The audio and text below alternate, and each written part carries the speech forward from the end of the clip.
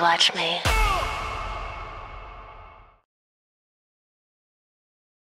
Bonjour, bonsoir tout le monde, je suis ravie de vous retrouver aujourd'hui pour une nouvelle vidéo et aujourd'hui va être un update sur l'affaire P. Diddy Jay-Z. Donc écoutez, sans perdre plus de temps, c'est parti. Alors, le 15 février, on a une plainte contre P. Diddy et Jay-Z alléguant un fort abus sur une adolescente de 13 ans. C'était passé en 2000, qui a été rejetée. Je vous avais parlé de cette affaire. Elle avait commencé par porter plainte contre P. Diddy.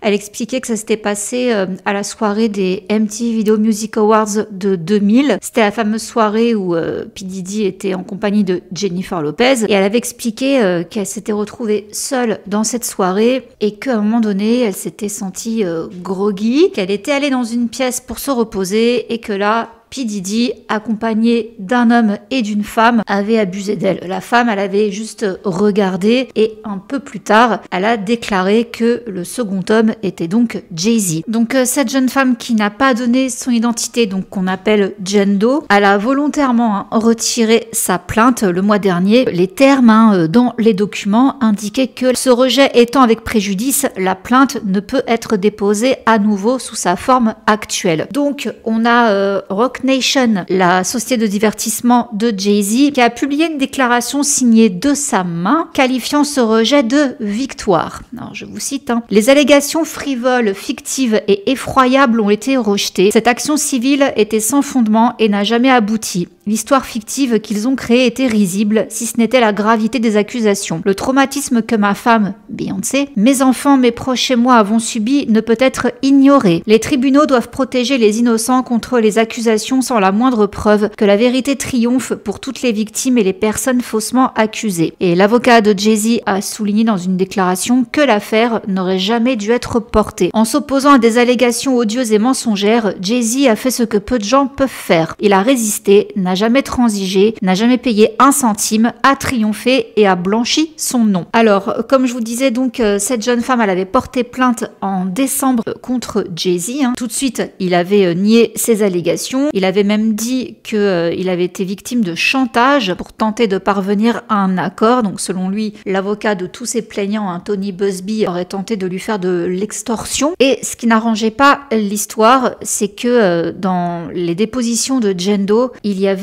des erreurs. Tous les faits n'étaient pas claire. Donc effectivement, elle avait déclaré avoir commis des erreurs. Elle dit « J'ai peut-être fait une erreur d'identification ». En janvier, Jay-Z avait demandé officiellement au tribunal de classer la plainte, invoquant donc ces incohérences dans le récit. La demande a été approuvée par le juge du district américain Analisa Torres. Et ça ne s'arrête pas là, du coup, parce que début mars, donc 2 semaines après cette histoire, Jay-Z dépose une plainte pour diffamation contre cette femme. Alors la plainte de Jay-Z affirme que cette Jane Doe a programmé sa plainte pour lui infliger un maximum de souffrance afin de lui extorquer de l'argent. La plainte cite également les avocats de la femme, donc Tony Buzbee, et David Fortney, qui selon Jay-Z était motivé par la cupidité au mépris total de la vérité et des préceptes les plus fondamentaux de la décence humaine. Jane Doe a maintenant volontairement admis directement aux représentants de Monsieur Carter,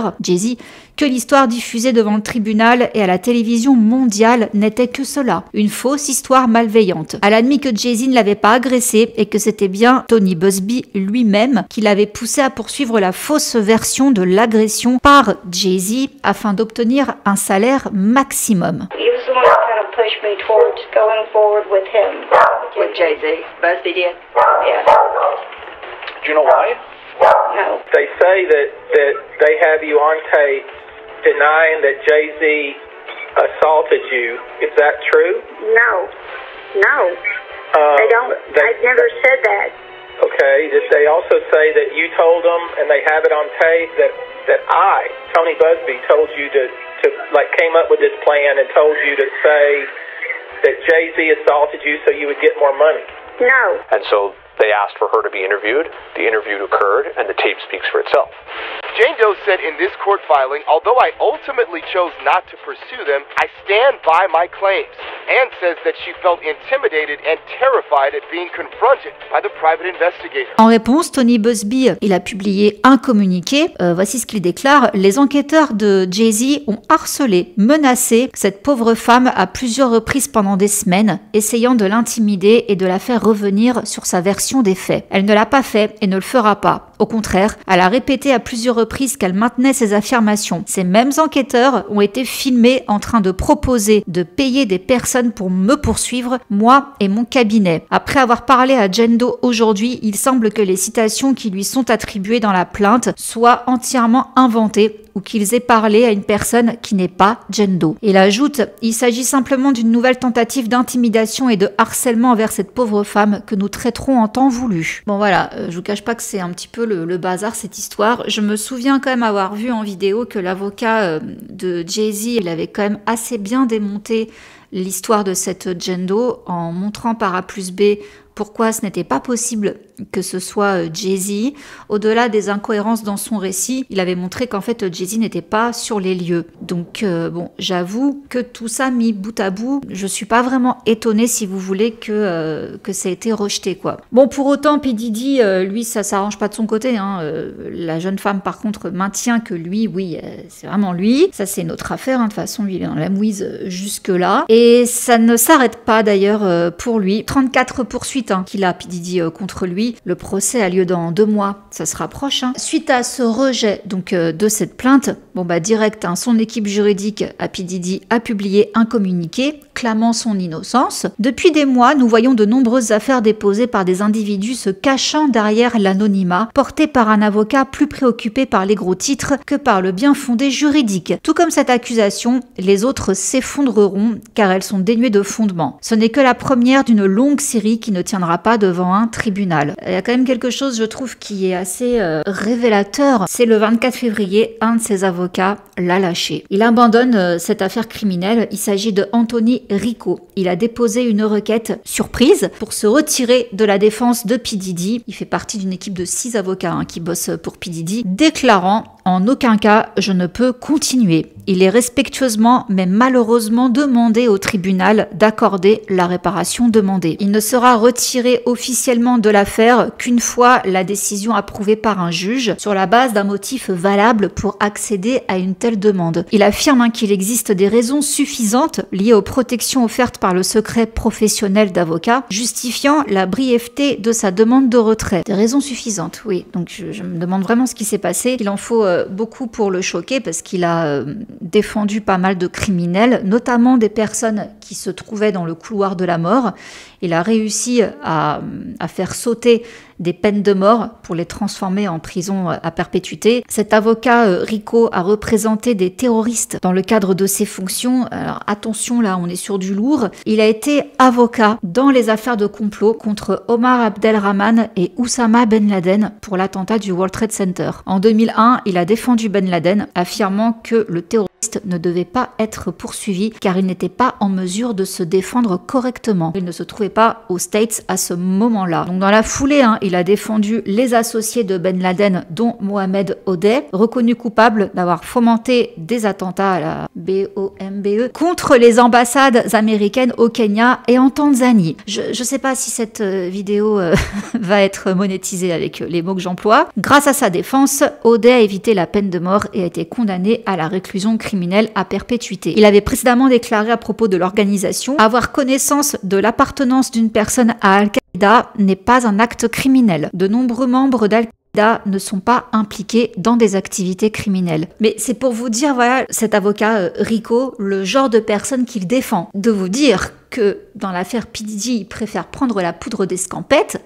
Soit le gars il s'est racheté une conscience, il a été touché par la grâce et il se dit non, je peux pas faire ça. Soit ça n'a rien à voir, c'est autre chose, je sais pas ce que c'est. Donc le secret professionnel qui l'empêche de révéler les détails des déclarations de Diddy signifie que le public ne connaîtra jamais la véritable raison de son retrait. C'est frustrant. Mais oui, c'est normal, il peut pas le dire. Il a donc déclaré au tribunal de New York, bien que j'ai fourni à Sean Combs, P. Diddy, la représentation juridique de haut niveau attendu par le tribunal, je ne peux en aucun cas continuer de l'assister efficacement. Il a quand même déclaré que son retrait ne retarderait pas l'affaire et que le procès se poursuivrait bien en mai. Donc pour l'instant, comme je vous dis, hein, il représente toujours officiellement P. Diddy. On attend que le juge statue. Juste après, P. Diddy refuse que la vidéo sur laquelle on le voit dans un hôtel fracasser Casey, il refuse que cette vidéo soit intégrée comme preuve dans son procès parce que, alors attention, tenez-vous bien, hein, ses avocats donc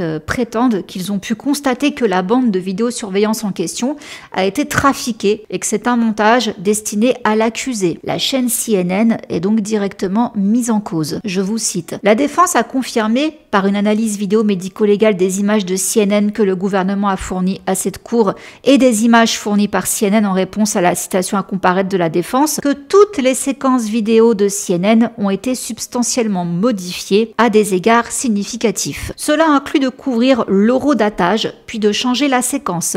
Il s'agit également d'accélérer la vidéo pour faire apparaître à tort que les actions de la vidéo se déroulent plus rapidement qu'elles ne le sont. En conséquence, les vidéos de CNN ne décrivent pas assez et avec précision les événements en question. Son équipe juridique accuse les responsables de la chaîne, donc CNN, d'avoir acheté la seule copie connue de la séquence de surveillance de l'hôtel, téléchargé ces images dans un logiciel de montage gratuit, modifié la vidéo, puis détruit les images originales alors qu'ils savaient qu'elles serviraient à plusieurs reprises pour l'enquête fédérale. On va revenir là-dessus, je vous lis la réponse de CNN. Non, P. Diddy ment. CNN n'a jamais modifié la vidéo et n'a pas détruit la copie originale de la séquence qui a été conservée par la source. Voici ce qu'un porte-parole a déclaré. CNN a diffusé l'histoire de la vidéo plusieurs mois avant l'arrestation de Sean Diddy Combs. L'avocat de Casey, il s'est prononcé, Douglas Whitgore, il affirme que la vidéo est bien celle qui a été filmée par l'hôtel et selon lui, il n'est pas surprenant que Diddy avance un argument fallacieux pour exclure la vidéo dérangeante de la présentation au jury dans le procès à venir et il est même persuadé que la vidéo représente de manière juste et précise ce qui s'est passé et qu'elle sera admise comme preuve et que Sean Diddy Combs sera tenu responsable de sa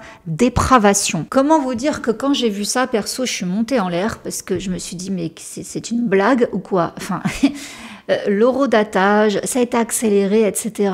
Même si c'est le cas, ça ne change pas ce qu'on a vu. On la voit se faire martyriser par ce gars. Donc d'où en fait ils pensent que cette vidéo, à cause d'un horodatage... Après je comprends leur façon de voir les choses, ce sont des avocats. Donc forcément sur le moindre petit truc, ils vont essayer de tabler. C'est le jeu. Mais d'aller jusqu'au point de dire à cause de ça, on peut pas la prendre comme pièce à conviction. Bon, j'espère pour le coup que CNN, que la source qui leur a fourni cette vidéo, l'a toujours à l'état brut et que c'est peut-être ça, j'espère, qui sera présenté au tribunal. Au moins, ça aura plus de poids. Ils pourront pas la faire retirer, si vous voulez, des pièces à conviction. On verra bien, mais j'ai trouvé ça quand même assez hallucinant d'essayer de faire retirer cette vidéo alors que dessus, il y a tout ce qu'il y a à voir, quoi. Mais encore une fois, je comprends.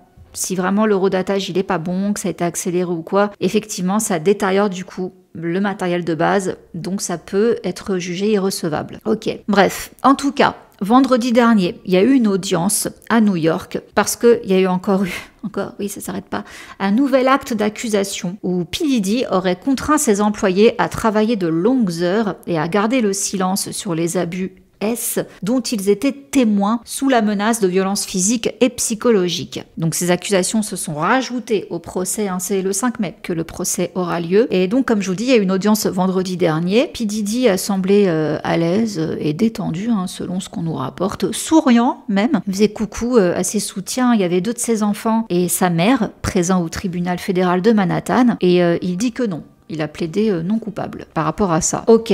Bon, et alors là, je suis désolée, ça m'a fait rigoler, mais c'est pas drôle, mais vous allez comprendre pourquoi. Kanye West, on le sait, il est en roue libre, je vous ai fait une vidéo il y a pas longtemps sur sa femme, Bianca Censori. Oui, ils sont toujours pas divorcés, ils sont toujours ensemble. Je vous l'avais dit que cette rumeur, elle était un peu bizarre, que ça n'avait pas vraiment été confirmé. Je pense vraiment qu'ils se foutent de nous, ces deux-là. Je vous avais dit que je ne savais pas si elle était sous son emprise ou quoi. Je pense que tous les deux se sont bien trouvés. et je pense qu'ils font vraiment tourner le monde en bourrique. Hein. Parenthèse sur eux. Mais tout ça pour dire que Kanye West, qui apporte son soutien public à P. Diddy, hein, il demande à ce qu'on le relâche. Il vient de publier sur X, son compte X, une nouvelle chanson intitulée Long Roads Still Go to Sunshine, dans laquelle on peut entendre P. Diddy enregistré lors d'une conversation téléphonique depuis la prison où il est incarcéré. Oui, vous ne rêvez pas. Dès l'intro du morceau, P. Diddy ouvre l'échange en déclarant « Je tiens à te remercier d'avoir pris soin de mes enfants ». Kanye lui répond « Absolument, je t'aime tellement, tu m'as élevé, même quand je ne te connaissais pas, tu vois ce que je veux dire ?»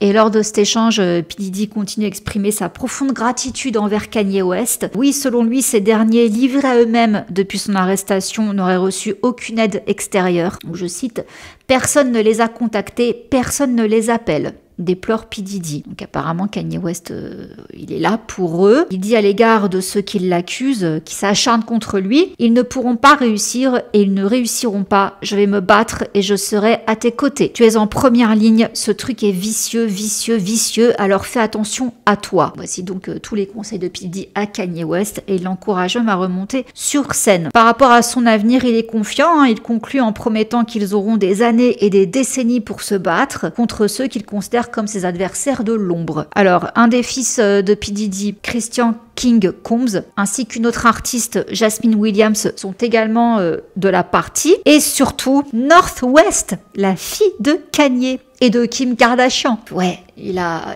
inclus sa fille dans le délire, quoi. Alors, quelques minutes avant la sortie de la chanson, Kanye a dévoilé un échange entre lui et Kim, son ex-épouse, qu'il a effacé depuis, mais merci TMZ, hein, on a une capture. Et en fait, on voit Kim qui explique à Kanye qu'elle a déposé le nom de leur fille en tant que marque afin d'empêcher le morceau de voir le jour en raison de la controverse qu'il pourrait créer. Tu m'étonnes. Donc voici ce que Kim lui dit. Je t'avais demandé à l'époque si je pouvais déposer son nom comme marque. Tu as donné ton accord. Quand elle aura 18 ans, ça lui reviendra. Donc arrête. J'ai envoyé les documents pour qu'elle ne soit pas dans la chanson de Diddy pour la protéger. Nous nous étions mis d'accord sur le fait que j'aurais le contrôle des noms de tous nos enfants et de leurs marques pour que personne ne s'en empare. Mais Kanye a répondu gentiment. Modifie ça ou je te déclare la guerre et aucun de nous ne se relèvera de la bataille publique qui suivra. Tu vas devoir me tuer. Donc il souhaitait montrer à ses fans cet échange pour voir à quel point il est déterminé à sortir ce morceau. Mon Kanye West, de toute façon, je pense qu'il n'y a plus rien à dire. Lui, on l'a perdu, j'ai l'impression. Toujours est-il que selon Page Six, Kim Kardashian a remué ciel et terre pour empêcher la sortie de ce morceau avec North, donc leur fille âgée de 11 ans. Elle aurait même envoyé une mise en demeure à Kanye et organisé une médiation d'urgence avec un conseiller et un juge. Kanye ne s'est pas présenté. Il aurait toutefois promis de ne pas sortir la chanson pour le moment, avant de revenir sur sa parole. De toute façon, il accuse la mafia Kardashian de vouloir l'éloigner de ses enfants en comparant son expérience avec eux de prison. Il a aussi déclaré « Je ne veux pas juste voir mes enfants, je dois les élever ». En réponse, Kim envisage de demander une modification de l'accord de garde, potentiellement pour obtenir la garde exclusive de leurs enfants. Bon, vous pensez bien que si ça en vient jusque-là, Kanye ne se laissera pas faire. Donc voilà un petit peu le bazar. Pourtant, je suis pas une grande fan de Kim Kardashian, mais autant je comprends parfaitement là pour le coup son inquiétude et le fait de carrément se dire est-ce que je dois modifier la garde et limite juste lui donner un droit de visite, quoi, étant donné toutes ces frasques dernièrement, je comprends qu'elle se pose la question. Donc bref, voilà un petit peu donc pour toutes les news en ce moment concernant toute cette affaire. Écoutez, sur ce, je vous laisse et je vous dis à dimanche pour le Tea Time. Mouah, bisous, ciao.